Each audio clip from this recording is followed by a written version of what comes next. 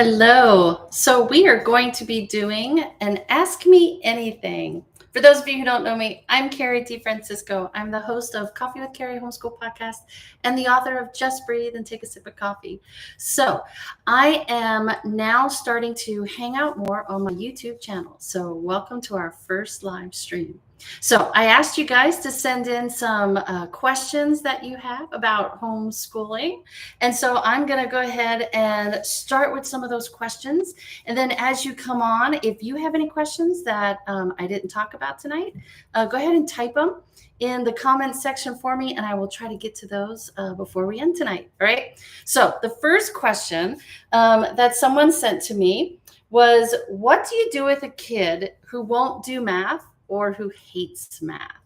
Okay, so there isn't a homeschooling mom out there who hasn't had a kid begin to roll around on the floor as soon as the word math is mentioned. Okay, so unless your child absolutely loves math or math comes easy to him, there's going to be some times in your homeschooling journey where you're going to butt heads with a child over math. Usually starts happening around let's see, it usually starts happening in the fourth grade when they start doing long division. If you've been blessed and you haven't had that issue yet, then it usually starts around sixth grade, fifth and sixth grade, when they start getting to fractions. And that's when kids start to figure out if they're really good at math, if they're okay with math, or if they just can't stand math and they don't want to do anything in the future that has anything to do with math. Okay, so what do you do when you have a kid who doesn't like math or who doesn't want to do their math ever, or who always gives you, I don't know, let's just say an attitude? All right. So first of all, the first thing you need to do is figure out, is it a heart issue, right? So has your kid gotten away with it before by rolling around on the floor or by complaining or by making things so miserable that no one else can concentrate in the house, and so you just give in? And so it's kind of like a learned behavior. Or does this child have a heart issue when it comes to stuff like this, where he just doesn't want to do hard things? So if it's a heart issue, it's not a math issue. And so you're going to put the books aside that day, and you're going to have some heart-to-heart, come to Jesus talks with this kid, right? And you're going to be trying to figure out what's really going on, right? Is there something that, maybe some kids, they just feel stupid and dumb, and so they take it out on us or on their math book, right? Or maybe a friend is making fun of them, and it's coming out when they're doing math, because when they're doing math, they don't feel so good about it, right? So first of all, figure out if it's a heart issue. Then if it's not a heart issue, then try and figure out, is it a maturity level issue, right? So maybe you're pushing your child to do maybe long division because that's what's in his curriculum for fourth grade, but he's not ready for long division. Maybe he's a late bloomer, or he's just not ready for long division yet, okay? Or he's not ready for fractions yet. So maybe it's just your child isn't ready for that skill yet. And if that's the case, right, like your kid really doesn't get it, no matter how many times you try and explain it to him or show it to him in different ways, then you're going to put it aside for a while. It's really okay. You do not want to ruin your relationship with your child over long division. It's just not worth it. Okay. So if you have an idea or you have a feeling that the math skill is just too hard for them right now, put it aside for a couple of weeks, maybe even a month or two, and come back to it. And you never know, because sometimes kids, they just need to marinate in a new skill, and they need to think about it for a while before they can actually use it and apply it. Okay. So maybe some time of marination needs to take place. And don't feel like you're putting math aside and you're not doing math for months at a time. Instead of trying to do the skills that they're having problems with, put the math books away and take out some fun math games or some workbooks that review skills that they have mastered or they're good at. And that way they're spending time reviewing skills and making sure that they really have those down pat. That way, in a couple months, when you pick up that math book again, then you can go ahead and attempt to see, is he ready now for long division or those fractions? Okay. Now, maybe it's not a maturity thing. Maybe it's not a heart issue thing. Maybe it's the curriculum you're using. Okay. So it's only September right now. So if your child's having issues with math already, don't give up on your curriculum just yet. Hang in there. I always tell moms to try and use it at least until January. And then in January, it's always a good time anyway to reevaluate your year and what you're doing and how things are going. And then at that point, if you feel like, no, it's the curriculum, that this just doesn't fit right with either our schedule or the way he learns or what I need from the curriculum, then go ahead and ditch it. Okay, go ahead and ditch it and try something new. All right. Now, let's just say it's not the curriculum, it's not a heart issue, it's not a maturity thing. Your kid just doesn't want to do math.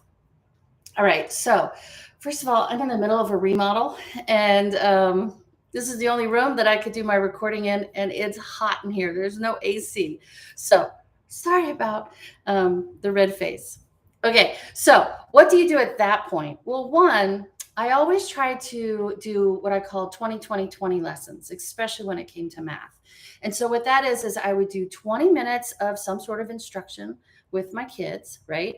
And then we would do 20 minutes of some kind of math game where they either practiced what we just learned or we reviewed something they had learned before. And then we took a 20-minute break. Okay. So literally it's like a Charlotte Mason. It's 20-20-20. So you don't need to go more than 20 minutes of instruction and then play 20 minutes of a really fun game and then take a 20-minute break and then come back and then go do something else. So try the 20-20-20 schedule. Also, play lots of games. So if your child hates math or they have a love-hate relationship with math, it's amazing how much kids can learn by playing through games. Okay. So, and you don't need anything fancy. I mean, there's some great math games out there. Any game that has dice in it, they're going to be adding when they roll the dice, right? Any strategy game like chess and Guess Who and Battleship, those are actual mathematical reasoning. So you can count that as math. Okay. But literally, there's tons of great games out there specifically for math. Right? So you can play those, but you can play lots of really fun math games that practice adding and multiplying and order of operations and integers and fractions and place value just with a deck of cards and some dice. Okay. So, in a couple of weeks, I'm going to be posting a bunch of different math games that you can play just with cards and dice. So make sure you subscribe and come back and watch those games. Okay. So try the 20-20-20 schedule. Play lots of math games with them, and then double check to see, is it a heart issue? Is it a maturity issue? They're just not ready for the skill, or maybe it's the curriculum that you're using. Okay. And I was working on a podcast today specifically on this topic when I got the question. And so in a couple of weeks, the episode is going to be called Math Matchmaker. And so the whole episode is you guys are going to take a little quiz with me in my podcast episode. And based on the scores, I'm going to be sharing with you different math curriculum recommendations. Okay. So make sure you check that out. Coffee with Carrie Homeschool podcast in a couple of weeks. Okay. The second question that I got, I thought this was hysterical. It came from a California mom. Okay. So this is specifically for California moms, but it says, will a PSA or a private school affidavit work for parents who are a hot mess? Love it. I know some of us just don't trust ourselves when it comes to paperwork. All right. Whoever you are, hot mess, welcome to the world of hot messes. We're all there, been there, done that. Okay. Now, first of all, like I said, this is mainly for California or for any other state that has low regulations for homeschooling. Okay. But basically in California, if you're filing a PSA or a private school affidavit, you really don't have an awful lot of paperwork to keep track of. Okay.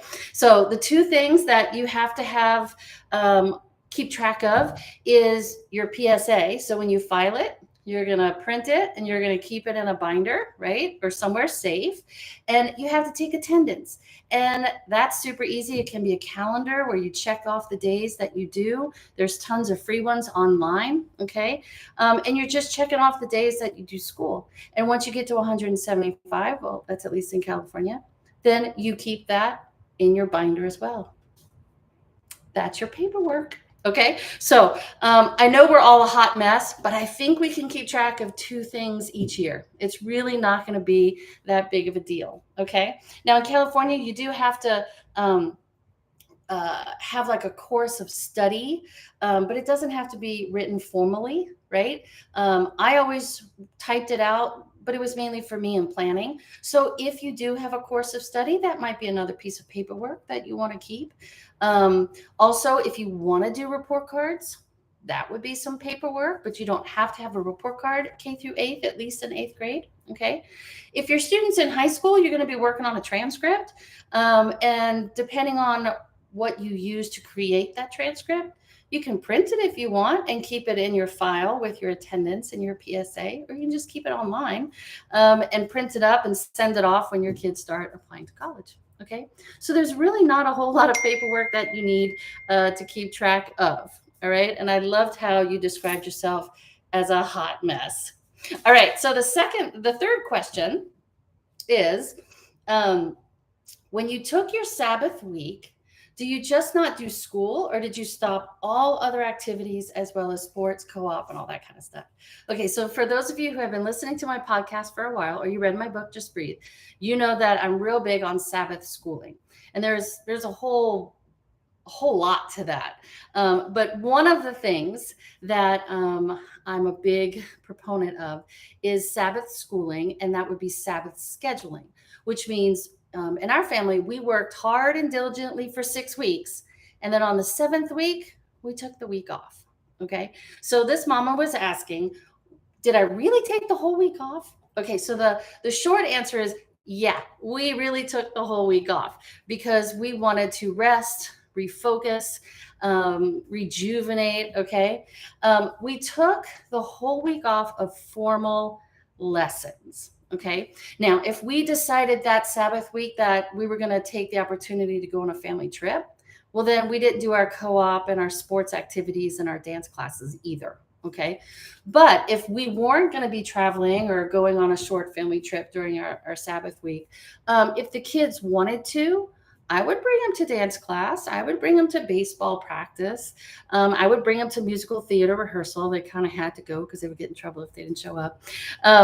But I kind of left that stuff up to the kids, because if they were feeling mentally or physically tired as well, and they just wanted to stay home and rest as well and take the whole week off, I let them do it. Okay. I didn't mind taking a break from all the driving either. We normally didn't take the week off of our co-op, mainly because my kids just liked hanging out with their other friends. But then about 8 or 9 years ago, we started our own co-op, and I purposely scheduled in our co-op Sabbath weeks. So I just knew that we weren't going to have that issue, that our co-op also took Sabbath weeks when we were taking Sabbath weeks. Okay. So to answer your question, we really took the whole week off from formal lessons, but maybe not necessarily from all the other stuff. And when you look up the biblical definition of rest, it has several different meanings, but the main one is to rest in the Lord, right? And to trust in the Lord. And so you're going to trust that if you take the week off, just like you take the day off for the Sabbath, the Lord is going to provide, right? Okay. But you can also rest by doing an activity that you enjoy, right? So rest can also be a verb. All right. So a lot of moms, they can't sit still. That's not restful for them. So going on hikes or going and enjoying nature and going to a museum, that can be restful for them or for you. Okay. So yes, keep that in mind when you're doing your Sabbath schooling. And if you would like more information on Sabbath schooling, like I said, I did a couple of episodes on Sabbath year, taking a whole sabbatical off. I know, crazy idea. What a Sabbath week looks like, and things like that. Okay. All right. The next question was, we're new to homeschooling and we're worried about socialization. All right. So the big S word. Now keep in mind, when you've been homeschooling for a while, socialization really isn't a problem for most homeschoolers. We have this stereotype that we're all weird and we can't socialize and look people in the eye and things like that. And for the most part, it's just not true. Okay. A lot of homeschoolers are actually so busy socializing, mamas have to reel them in so that they can actually get some schoolwork done. Okay. But I will say, when you're new to homeschooling, you do have to be very intentional about finding a community, whether it's a co-op where they meet once a week for classes. That's actually the best way to meet new friends, is to do something weekly so that your kids are with the same kids once a week. To go on park days, to go on field trips, maybe join a wild and free group in your area and go on nature hikes with other people. But you have to be intentional about trying to find other people that you can hang out with and your kids can get to know. Okay. So, how do you find those groups? When you first start homeschooling, this is one of the few things I like about social media. Facebook and Instagram are fabulous places to find other like-minded homeschooling moms in your area. So depending on where you live, you can just type into Facebook. That's usually the best one. There's going to be tons of private groups for people in your area. Okay. And so I would start there and I would just join a bunch of Facebook groups, post on Instagram that you're homeschooling and that you're looking for, art classes or whatever. And that's usually the best way to try and find people in your area. And then you just have to be consistent. Okay. Because when you're homeschooling, your kids don't have that built-in social hour like they do in school. Moms don't have to worry about that kind of stuff. They're getting it all their friend time while they're at school. Okay.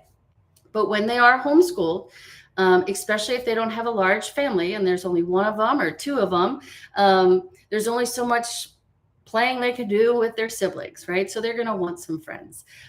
So you just have to be very intentional about it. But that's definitely one place, a couple of ideas that you can do to find some people to socialize with. Okay. And then the last one that came into me, and then I'll take a look at some of these questions up here. Georgina, thank you. I'm glistening. Okay. The last question that someone sent to me was, am I going to screw up my teen's chances of getting into college? No. Really, the only person that might screw up your teen's chances of getting into college is your teen.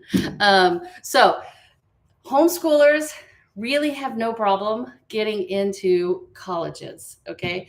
Everybody I've ever known, all these 20 years who applied to colleges, they got in.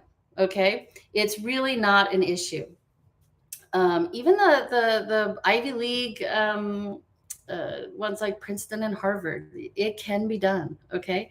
If you live in California, it's a little bit more difficult to get into the UC system, but there are ways to do it.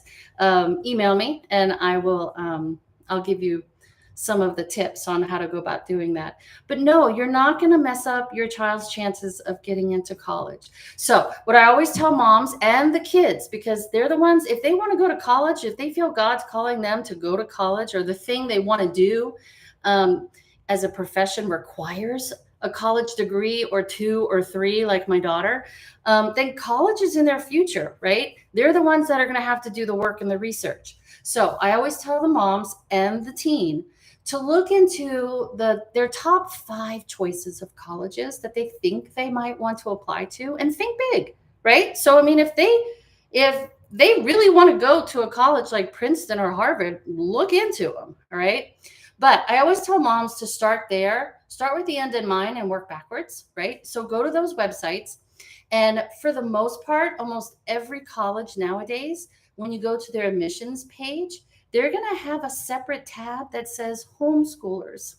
So they're just expecting homeschoolers to apply to get into their college. And so for the most part, they usually have the same requirements, but every now and then they might ask for something different or a couple of extra things. All right.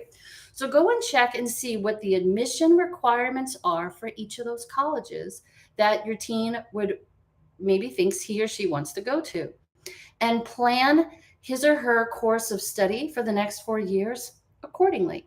So if the college they want to go to could care less about foreign languages, but they want to have 4 years of math, and one of them has to be calculus or more, then don't worry so much about doing foreign language during high school, and make sure your kid's getting all those maths done, right? Okay. So you really aren't going to mess it up.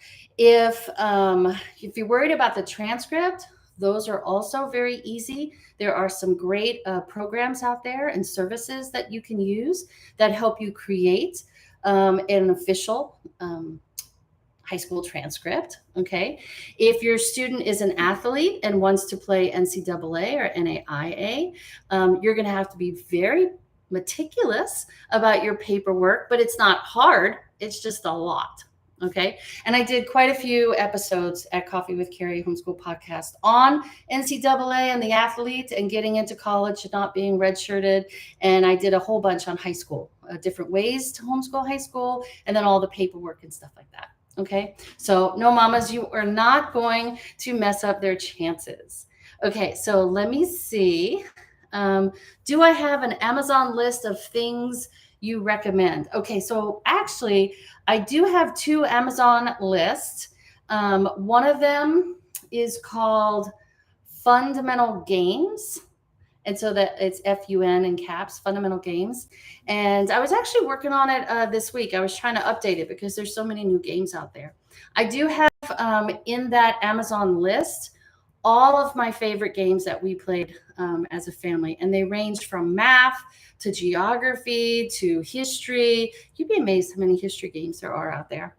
So I do have that list. But if you go to my website, coffeewithcarrie.org, and you check out my blog, there's an article I did back in this summer called Gameology. And in that one, I do list about 10 of our favorite games in every single subject. Okay. So I do have those listed there with the links. And then if you want, you can email me tonight at, I'll punch it in here, coffeewithcarriehomeschool@gmail.com, and I'll send you the links. I do think the lists are public, so you should be able to find them. But I do have that games list. And then I also have a list on Amazon of my favorite math literature picture books. Because I just think that kind of goes back to the math question in the beginning. If you have a kid who really doesn't like math or numbers, but they really love stories, one of the best ways to get to that kid is through reading math picture books to them. And there's so many great ones out there. So I do have a list for that as well. And then it just kind of depends, Grace, on what other things you're referring to that I recommend, because I don't know, I recommend a lot. I do know that I've been doing a whole series this week and last week on homeschool books that I think moms would enjoy reading based on different coffee orders. And so I do have those up at my YouTube channel. And so, yeah, I have those. But if you email me tonight at coffeewithcarriehomeschool@gmail.com, I will ask me what list you want, and I'll see if I can find it for you. Okay. Hi, Virginia. It's good to see you, or see your name here. How best can you give individual time to each child for one-on-one learning? Great question. Okay, so I know when you were in my seminar a couple of summers ago, we were talking about doing block scheduling and how you have morning time, and that's where you try to get as much as you can done all together as a family. So if you've been able to implement that with your family since you started homeschooling, then you're getting your read aloud done together. Hopefully you're getting some history done together, maybe even some science and, all of those kinds of humanities stuff. So hopefully there's really only math left to do individually. And if your kid is just learning to read, then you're probably going to be working one-on-one with a child who's trying to learn to read. And then if you have an older student, middle schooler or high schooler who they already know how to write, but they're working on writing essays and reports and things like that, you might be working with them one-on-one to proofread their papers and talk about stuff. So ideally, if you can do as much as you can together as a family in the morning, covering as many subjects as you possibly can, then it really should only leave one subject, maybe two, that you need to work on one-on-one with your student, okay, or with each student. And so that in itself is going to free up a whole lot of time for you. Okay. Depending on the age of the kids, if you have really young ones, which if my memory serves me, you do, you have a lot of little ones where they can't really do an awful lot on their own. That is when you divide and you conquer. So you decide, okay, is it more important that I work with each child every day one-on-one? Or is it more realistic for the season of life we're in that each day I work with one child one-on-one, right? Because in all honesty, if a child is learning to read, you don't have to work with them one-on-one every single day. They're still going to get into college later on. They're going to learn how to read, okay? So kind of look at it that way. Try and do some block scheduling so it leaves more time there's really only one thing maybe that you need to do one-on-one with each kid, and then decide, am I going to try and work with each child one-on-one every day, or I'm going to alternate, okay? Try not to use nap time because everybody needs a rest, right? Everybody needs a Sabbath hour. So unless you absolutely have to do something with one of your kids while the little one is napping, then I guess do it. But really, try and take that time for everybody to have a rest, okay? And then just kind of be creative with your time. Who says that all the learning has to take place before lunch, right? So maybe some of the things that you want to work on with your kid that has to do with math, maybe your husband can work on them when he gets home. Or once your husband gets home after dinner, then maybe you can sit down and do, a 20-minute lesson one-on-one with one of your kids. So just kind of think out of the box and embrace the beauty and the freedom of homeschooling, that you can teach what you want when you want. And don't worry about it, because if I remember, Virginia, you do have much younger kids. And so trust me, they're going to be okay, and you're going to have plenty of time as they grow. And then when they do start growing, that's when you really start utilizing the older kids, right? So while you're working with one of your kids one-on-one, the oldest can be reading or entertaining the younger one, and things like that. Okay. All right. So thanks, you guys, for hanging out with me. Remember, if you have any questions at all, you can always just shoot them to me over at coffeewithcarrie.org, or at my email address, coffeewithcarriehomeschool@gmail.com.